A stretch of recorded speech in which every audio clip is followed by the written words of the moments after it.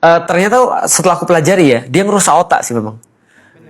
Benar ngerusak otak. Jadi kalau contoh ya, yang terlatih kayak aku pun misalnya ya, ketika sudah scrolling misalnya, aku kasih indikasinya ya. Indikasi pertama adalah antum nonton pegang handphone.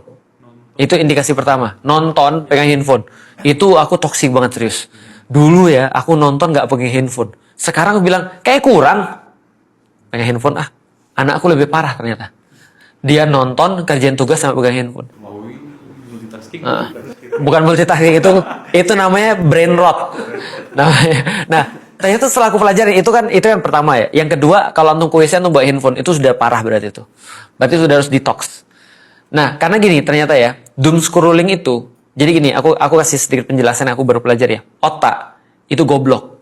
Anda harus ngerti ya, otak itu goblok. Makanya di kita kan ada idrok namanya, kesadaran ya. Nah, kesadaran tuh di atasnya otak. Otak tuh goblok. Kenapa otak tuh goblok? Otak itu senantiasa nyari jalan pintas.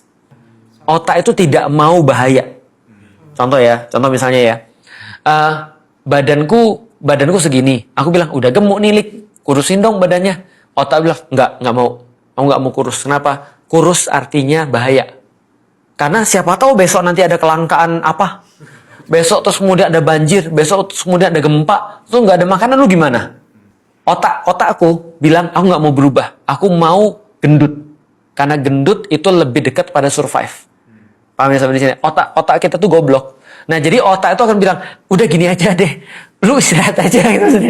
Maka otak kita ya, begitu kita stres, dia tahu nih, kita lagi stres ya, hormon kortisol keluar, itu sinyal bagi otak untuk, otak bilang gini, oke, semua badan stop untuk bakar lemak. Karena kita lagi bahaya. Kita lagi mau menghadapi kondisi yang tidak jelas ini. Belum tentu kita bisa dapat asupan lagi. Semua badan berhenti untuk bakar lemak. Maka orang-orang yang ketika dia terus kemudian stres, itu nggak mungkin kurus. Tiba-tiba mati aja. Ini kan sains kan. Kortisol itu kan tidak bisa membuat lemak terbakar. Karena badan lagi dalam kondisi alert. Jadi bahkan badan tuh ngunci. Jadi stres itu tidak bisa untuk membuat orang bakar lemak, nggak bisa weight loss. Nah itu yang terjadi kan. Nah otak tuh pinter banget nyari untuk buat apa ya, loncatan-loncatan yang kayak apa ya, kayak buat antum jadi nggak susah. Contoh ya, yang aku bahas tentang industri kebodohan itu. Kenapa ya kayak gini ya? BBM naik, ini gimana nih? Ini gimana? Pemerintah lebih pintar daripada lu. Nah, itu tuh industri kebodohan tuh. Jadi antum jump into conclusion. Jadi takut dan segala macam itu muncul dari situ tuh. Jadi nggak usah mikir, udah lah pokoknya intinya apa deh. Nah itu industri kebodohan tuh. Otak tuh nggak mau mikir, karena mikir ngeluarin energi banyak. Itu satu. Yang kedua, otak ketika dia dapat sesuatu yang mudah, dia akan ngerekam itu sebagai sesuatu yang bagus. Contoh ya, antum scrolling nih, otak bilang bagus nih, karena dopaminnya keluar juga. Jadi ketika otak sudah register itu bagus, antum ketika contoh ya, antum lagi baca buku, itu keluar dopamin juga. Antum lagi bikin sesuatu, lagi ngedit nih, itu keluar dopamin juga. Nah, makanya orang bilang kan semenjak zaman AI dan zaman teknologi, orang lupa bahwasanya proses itulah kebahagiaan. Jadi ketika antum lagi nulis, antum lagi baca, antum lagi ngerjain sesuatu, itu sebenarnya dopamin antum keluar, cuma netes. Nah, kalau misalnya nonton banjir tuh. Nah, itu dopamin rush. Nah, otak ini ketika ngeliat dapat dopamin rush, dia minta terus. Sampai yang kata dokter Rian kan, ketika dia sudah ngerasing terus, masanya dopamin tuh punya kadar. Begitu dopaminnya habis, keluar terus, otaknya tetap nagih. Yang dilakukan apapun juga tetap nggak keluar, tapi dia tetap mau karena otak sudah register itu adalah dopaminnya harus keluar. Di titik itulah antum sampai scrolling, sampai antum pusing, tapi antum masih scrolling. Antum sudah hambat, tapi antum masih tetap mau scrolling, tangan antum nggak bisa digerakin lagi. Antum nggak bisa mikir tangan gimana cara untuk berhenti ini. Nah di titik itu antum sudah lost. Itu namanya PFC-nya rusak. Nah ketika PFC-nya rusak, antum tidak bisa membedakan mana yang harus dikerjakan, mana yang tidak. Itu yang membuat orang sekarang nggak produktif karena dia tahu apa yang harus dikerjain, tapi dia nggak bisa kerjain. Bukan nggak mau, nggak bisa.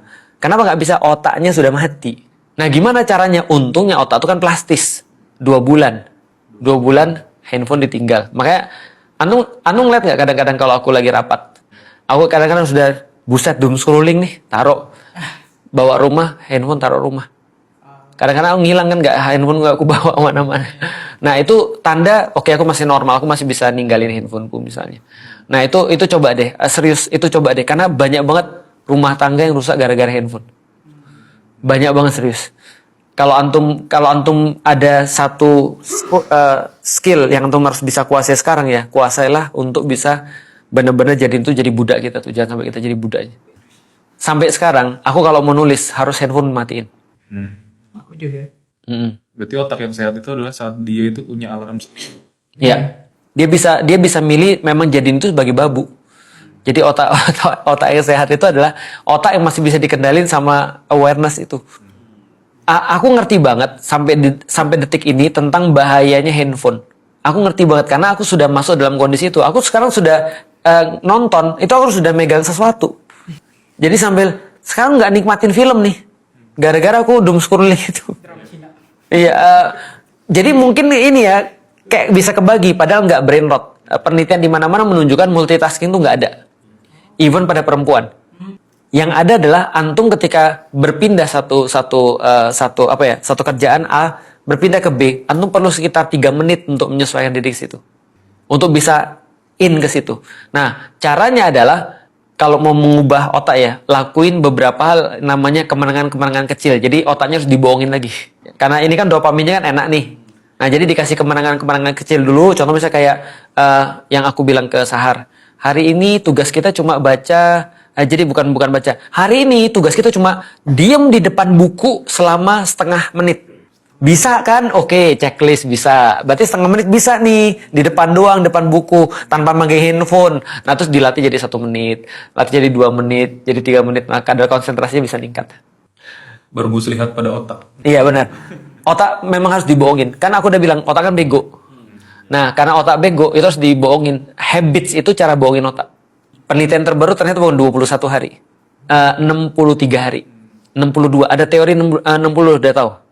Udah tahu? Waduh. Bukan. Jadi gini. Nomor kita kan 62 ya. Enggak. Jadi gini. Ternyata 62 itu adalah angka memang luar biasa. Karena rata-rata orang harus gagal 62 kali sebelum ke 63 dia berhasil. Iya, itu cari aja. Fenomena 63 gitu. Coba cari nanti. Kalau misalkan pakai teori itu, kalau misalkan di konteksnya konten, dari 60 Betul. Yang bisa akan viral. Jadi ada beberapa musikus yang dia bikin 62 lagu sebelum lagu 63 yang viral. Kadang-kadang lebih cepat daripada itu, tapi teori segitu. Ternyata juga yang buat NASA kalau nggak salah yang buat roket ke langit juga percobanya 62 sekian. Pokoknya 62 itu sekarang diteliti sama para ahli human perilaku manusia gitu kan ya. Itu 62 hari itu adalah revisi daripada habits. Yang aku masukin di buku habits kan 21 kan. Ada yang 21, ada yang 3 bulan kan. Tapi ternyata sudah direvisi benar-benar 63 menguatkan teori 62. Nanti coba cari teori 62-63 itu. Maka aku pikir pantas Rasul meninggalnya 63 ya. Udah komplit. Gitu. Maksudnya 62 itu ya intinya gampang gini, jangan pernah menyerah sebelum 63 kali gitu maksudnya.